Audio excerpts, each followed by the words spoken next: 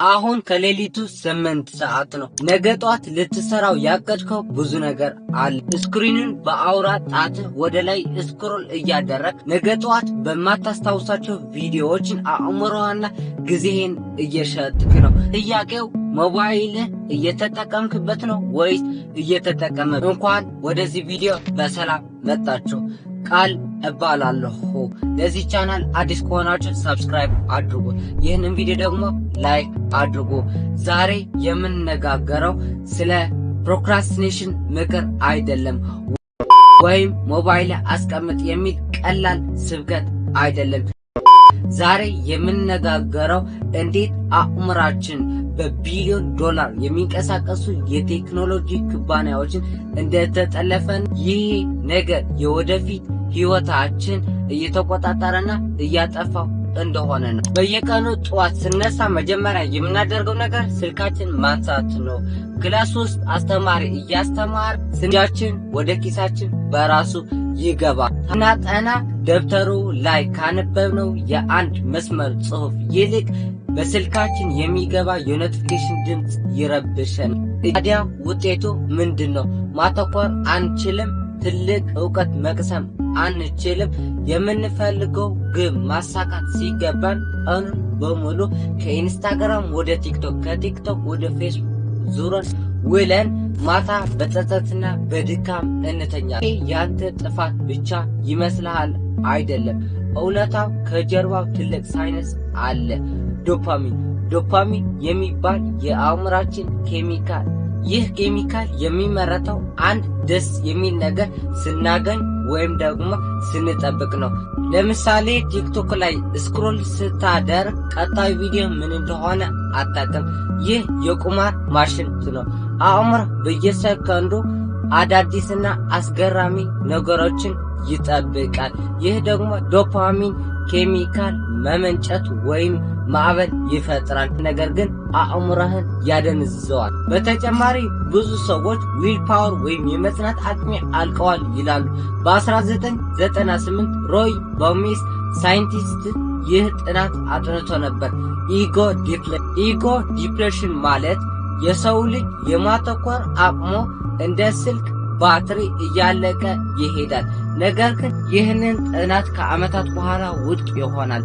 የስታንፎርድ ዩኒቨርሲቲ ተመራማሪት ካሮል ድዌክ ባደረገችው ጥናት መሰረት የማተኮር አቅማቸው የሚያልቀው አቅሜ ያልቃል ብሎ በጽኑ የሚያምኑ ሰዎች ብቻ ላይ ነው።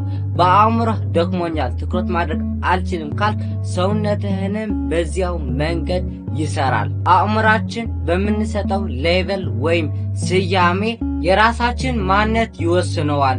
የጆርጅ ታውን ዩኒቨርሲቲ ፕሮፌሰር ካል ኒውፖርት በዲፕ ወርክ መጽሐፉ ላይ በአሁኑ ዘመን ትልቁ የሰው ልጅ ሀብቱ ማተኮር መቻል ነው ይላል። በአሁኑ ሰዓት ኢንፎርሜሽን በነፃ በየቦታው ይገኛል። ነገር ግን ያንን ኢንፎርሜሽን ተጠቅሞ ትልቅ ስራ ለመስራት የረጅም ሰዓት ትኩረትና ጸጥታ ያስፈልጋል። አብዛኞቻችን ትልቅ ስህተት የምንሰራው በአንድ ጊዜ ብዙ ስራ መስራት ወይም ማልቲ ታስኪንግ።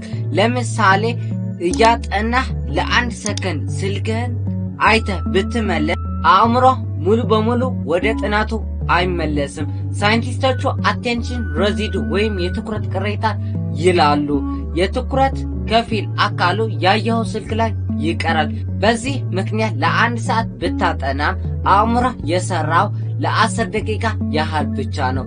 ሌላው ደግሞ ሻሎ ወርክ ወይም የውሸት ስራ የምንለው ነው። እውነተኛና ከባድ ስራ ለመሸሽ ስንል ክፍላችን እናጸዳለን፣ ደብተራችን እናስተካክላለን፣ ወይም የፕሮዳክቲቭ ቪዲዮ ቀን ሙሉ እንመለከታለን። አእምሯችን ከከባድ ስራ ለመሸሽ የሚያደርገው የተራቀቀ ማታለያ ነው።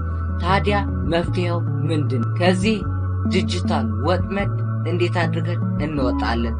አሁን የምነግራችሁ 5 ሳይንሳዊ መፍትሄዎች አፕላይ ካደረጋችሁ እመንም ህይወታችንና የምታዩበትን መነጽር ይስተካከላል። አንደኛ፣ ፖሞዶሮ ቴክኒክ። የ25 ደቂቃው የፖሞዶሮ ህግ ለጀማሪዎች ጥሩ ነው። ነገር ግን ፎከስ ውስጥ ስትገባ አላርሙ ሲጮህ ትኩረትህ ይበተናል። እኔ የምመርጠው ፖሞዶሮ ቴክኒክ ነው። ስታጠና ስቶፖች ተጠቀም። እስኪ ደግሞ ድረስ በረጅሙ አጥና። ይሄ 50 ደቂቃ 1 ሰዓት ሊሆን ይችላል። ልክ ማተኮርህ ሲያቅትህ ብቻ እረፍት ውሰድ። ሁለተኛው ትራክሽን ታይም ቦክሲንግ የጊዜ ሳጥን ህግ። ቱዱ ሊስት ወይም የምንሰራቸው ዝርዝር መጻፍ ብቻ አይሰራም። ጊዜያችንን ታይም ቦክስ ማድረግ አለብን። ካላንደራችን ወይም ደብተራችን ላይ ከ8 ሰዓት እስከ 10 ሰዓት ይህንን አደርጋለሁ ብላችሁ ሰዓታችሁ ወይም የምትሰሩት ነገር መወሰን አለባችሁ። ከዛ ሰዓት ውጪ ያሉትን ነገር ትኩረትህን መስረቅ የለባቸውም። ሶስተኛው ኢፈርት ፓክት የእንቅፋት ህግ።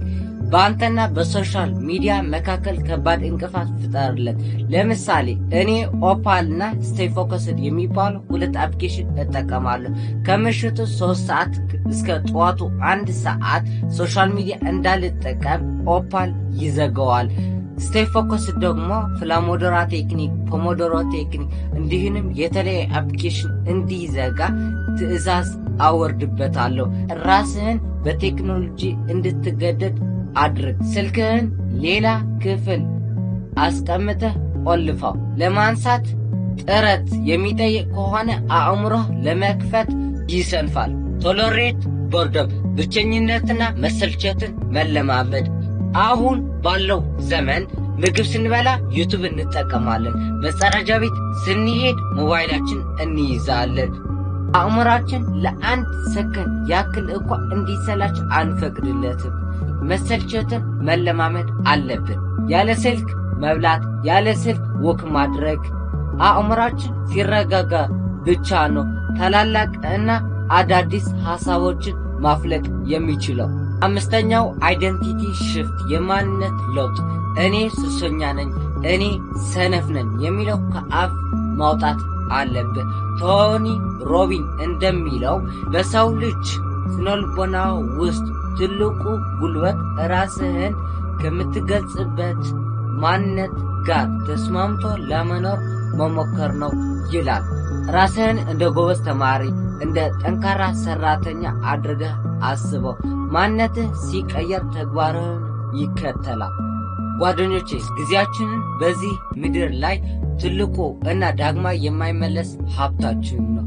በየቀኑ በቲክቶክ በኢንስታግራም የምናጠፋቸው ሰዓታት ከወደፊቱ ህይወታችን ከህልማችን ቀጣይ ከምንገነባው ጥግ የሚደርሰው ማንነታችን እያቆመን ነው። አንድ ቦታ የሚገኙ የቴክኖሎጂ ኢንጂነሮችን አንተ ስክሪን ላይ ለማስቀረት ብዙ ቢሊዮን ዶላር እየተከፈላቸው ነው። አንተ ግን በዚህ በመጠቀም ህይወትህ እየከፈልክ ነው። ይህንን ቪዲዮ ስለተመለከታችሁ ከልብ አመሰግናለሁ። ፎከስ ለማድረግና ህይወታችሁ ለመቀየር ቆራጥ ከሆናችሁ እኔ አእምሬ እመራዋለሁ ብላችሁ ኮመንት ላይ ጻፉልኝ።